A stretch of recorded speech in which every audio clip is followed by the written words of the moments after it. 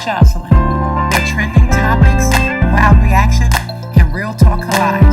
From celebrity tea to DIYs, reviews, and all things trending, I've got you covered. This isn't just a channel, it's a vibe, so pull up, subscribe, and let's get into it.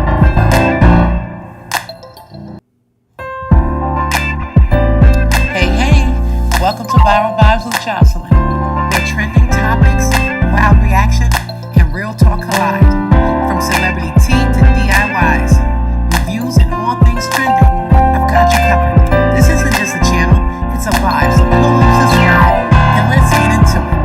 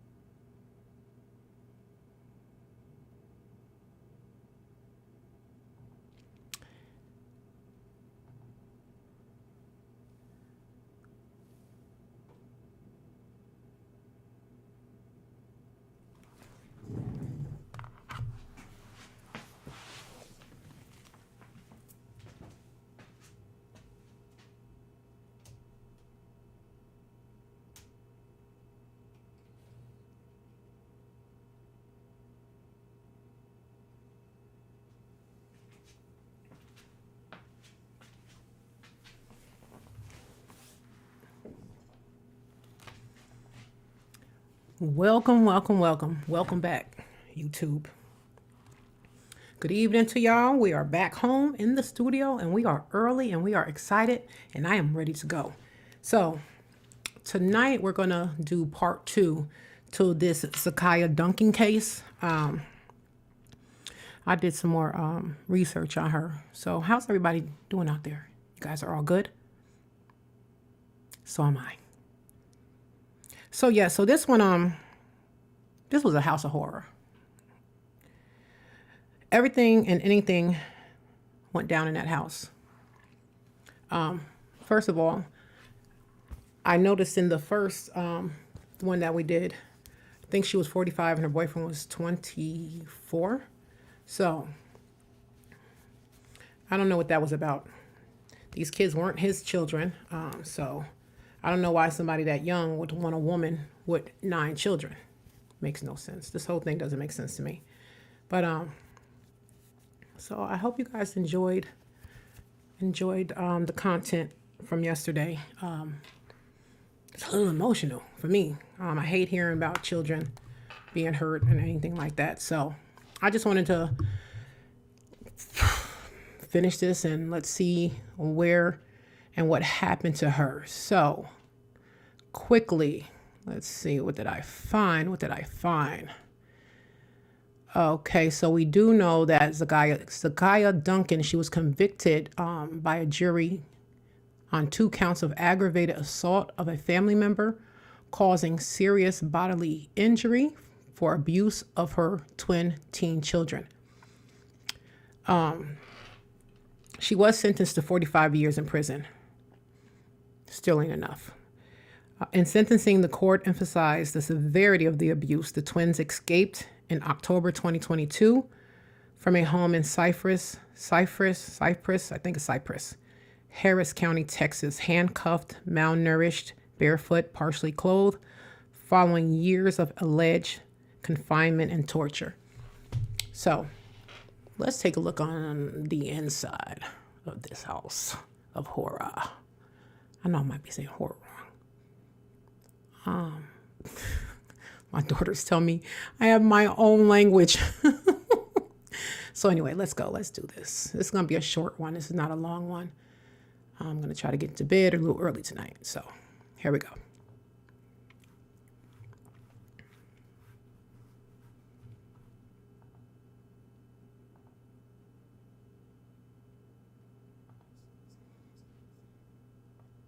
Influencer, it appeared she had it all. Big house, nice cars, happy family.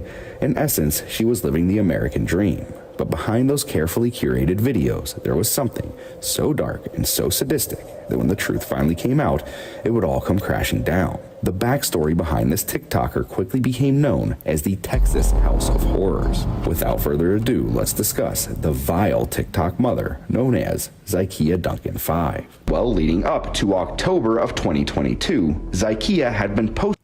It's so sad. There's so many influencers out there that it's just shocking me when it comes out. Like, this person was a TikToker, a famous TikToker, just like the other lady.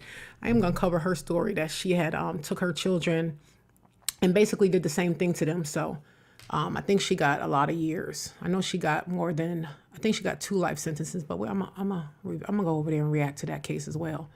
All right, let's get this going.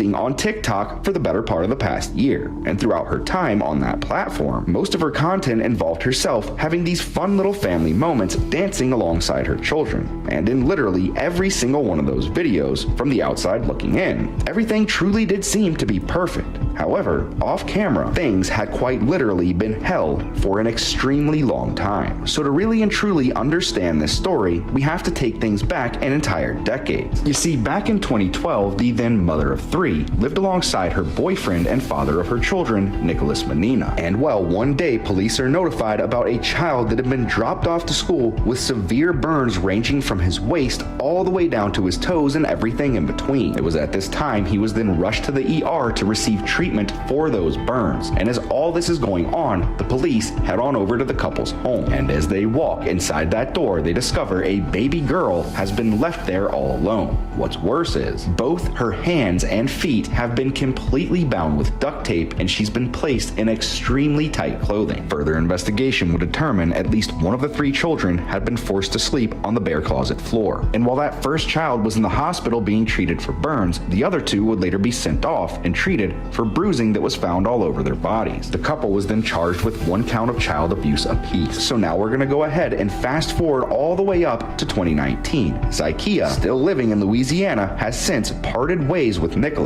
and is now a mother of 8. It was at this point she began dating a man by the name of Jova Terrell. Well, it was Exactly. That's what I was saying.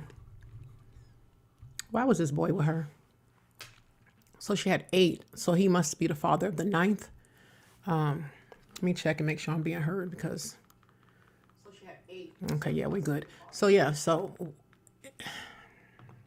also in October of that same year, Zakiyah was convicted of 1 count of cruelty to a child after she had completely deserted said child. However, since law enforcement was not able to publicly inform anyone about this case, news sources would go on to state they couldn't find any information about a child being removed at that time either. But as the following story began to come out, the answer to that question would quite literally be sitting in front of everyone's face. See, if we fast forward nearly 3 years all the way up to September of 2022, Zakiyah and Jova, along with her 7 children, had packed up and moved to a rather nice neighborhood in Cypress, Texas, meaning that during one of those 2 investigations mentioned earlier, a child was quite possibly removed from her care. Now, while it's unclear what exactly brought the family to Cypress, what is clear is Zakiyah began posting a lot more frequently during this time period, and a few of her posts would even hit a few million views in the process. But in every single one of these videos, only 5 out of her 7 children could be accounted for. And while yes, there could be a completely rational explanation for why she doesn't want them on camera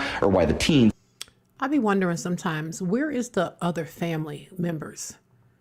Where are the family members to question and to ask for these kids? And, where's grandma? Where's grandpa? Where's auntie and uncles? Where cousins? Where's the cousins, Back in the day, cousins was everything. We were like sisters and brothers, Cousins was close to you. So where are the cousins at? And if you got all these siblings, why nobody saying nothing? It don't make no sense to me. I don't understand how people can keep this under wrap like this. Because I know my family would be like, where's the girls? We ain't seen the girls online. What happened to the girls? Tell the girls call me, especially my father. He'd be like, where's my baby? So where's their families? This is crazy. Sorry with my green pointer. Told you I'm blind. Do not want to be on camera, the reality was actually much more disturbing than anyone could have imagined. About 1 month later, 2 teens can be seen wandering around their neighborhood, knocking on doors and asking for help. You need some help? Yes. Can you put some lettuce in, please? We're too What's wrong with good. you? What? What happened? Can you please? We just need somewhere to be right now. No, we can't do that. Now this was well after 3:30 a.m. The boy and girl had escaped and started knocking on their neighbors' doors. And eventually at around 5:45 a.m., a woman finally opens up her door and allows them into her home, locking the door immediately after they enter. And the first thing she notices is both teens are extremely malnourished, as well as having substantial scarring around most of their bodies. They also have extremely terrible fresh scarring around both of their wrists, as if they had just been restrained for an extended period of time. And when questioned about this scarring, the young girl takes out a pair of black handcuffs, places them on the countertop, and opens up about everything that had been going on. Zakiyah had been holding them captive, handcuffed in her laundry room, bound at the feet, and did not allow them to leave for any reason whatsoever, not even to use the bathroom. And when they finally had to take a bath, she would bring back in a bucket of dirty mop water for them to do so. What's more is, these children were barely fed enough to survive, and when they were allowed to eat, often Zakiyah forced them to drink bleach, urine, and even drain cleaner. Now if that's not the literal face of evil, I don't know what is. And this is the mugshot taken most recently from This lady was the devil. This lady was the devil. How can you do that to any human being? Not even just your children, anybody. This lady, ooh, Lord, they should have gave her the death penalty. this conviction. You see, when the 2 teens were actually taken to the hospital later that morning, police decided to stroll on over to Zakiyah and Jova's home, only to find that they had already packed up the remaining 5 children and fled the state. Okay. So I had to find out, why did she do this? This is what it says. It says Duncan testified that she believed the twins were a danger to her, other children, and had behavioral issues. She said their problem began after their father had left. She claimed the twins had allegedly sexually abused other children and that she isolated them for that reason. Now, it's so crazy because that Michelle Blair, it says Michelle, it's M-I-T-C-H, I think. It's not Michelle, it's Michelle. After she did what she did with her children, it came out later that she...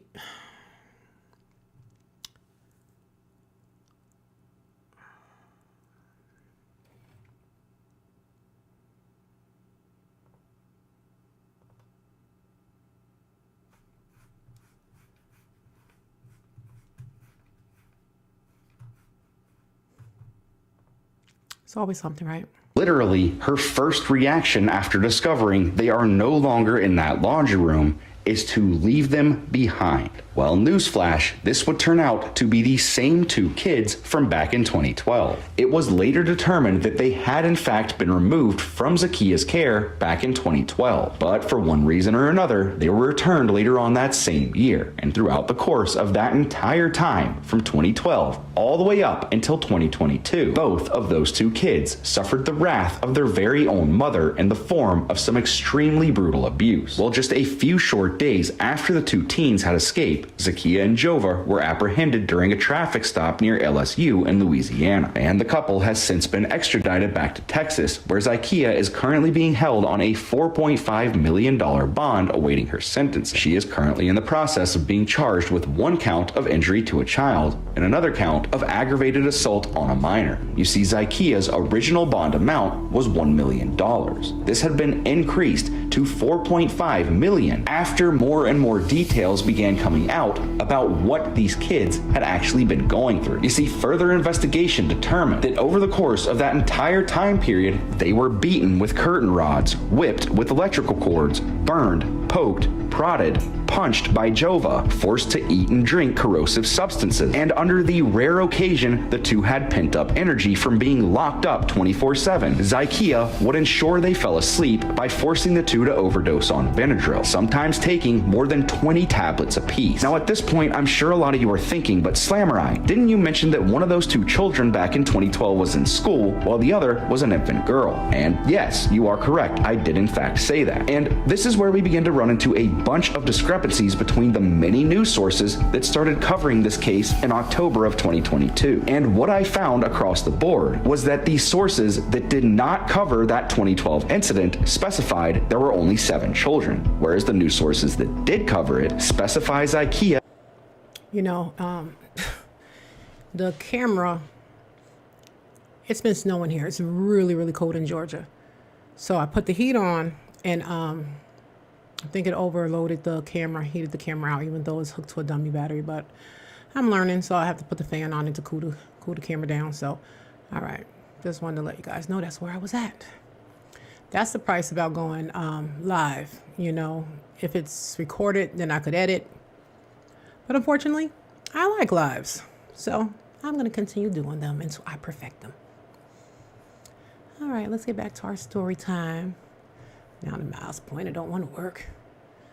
Okay. Is a mother of 8, and I have heard a couple of things about this. One of those being that in 2019, that same child that was deserted was the child removed from the home. On the other hand, I have also heard from people that know Zakiyah's family personally that state the child who was burned back in 2012 was actually an older child that has since moved out. And what we found is that the latter of those two statements was closer to the correct answer. Zakiyah's 17-year-old child was able to drive that car away from the scene on the day they were arrested, while the remaining 5 children were either placed with Zakiyah's family members or placed into the care of the state's protective custody. Which, and I'm sorry to make this confusing for anybody, but later reporting would actually find this to be true, as not too long after she was placed into custody, it would come out that Zakiyah was pregnant with her 9th child. And you know, one of the most heartbreaking things about this case is the fact that when you look back into her videos, those other 5 children look like they are well kept, well fed, happy, and generally look like they are absolutely loving life. And on the other hand, you have this sinister act literally going on behind closed doors, where 2 kids are quite literally locked up away from society. And even if Zakiyah ever gives an explanation for why this was done, there is absolutely no explanation on this earth she can give that will justify the actions taken against those 2 children. Now, I wish that I could sit here and at least end this on a somewhat positive note and be able to tell you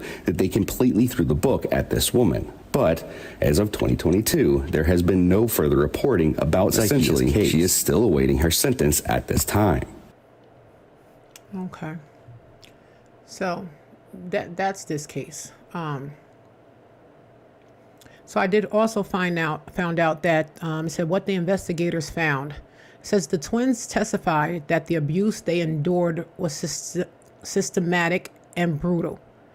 Handcuffed to a dolly, confined to a laundry room, forced to drink bleach, urine, starved, monitored by cameras.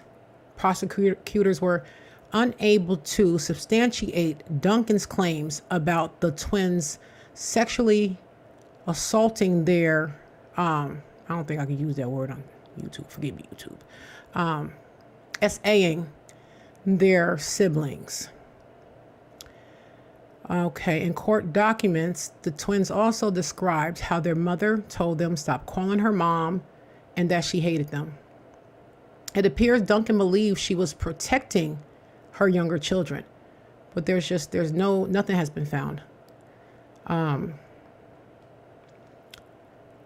The combination of her past child cruelty that she did have in Louisiana in 2012 and her newest claims suggest that she's just an abuser. That's it. So I told you guys this one to be a short video. I like to get my little 8 minutes or more in. So you guys be blessed. Have a great night. And hopefully I'll see you guys soon. I will be going out of town for a little bit. So I'll probably be streaming wherever I'm at. So anyway, so you guys be blessed. Thank you guys for joining me tonight. I appreciate it. Love you all. Be blessed. Be safe. See you again.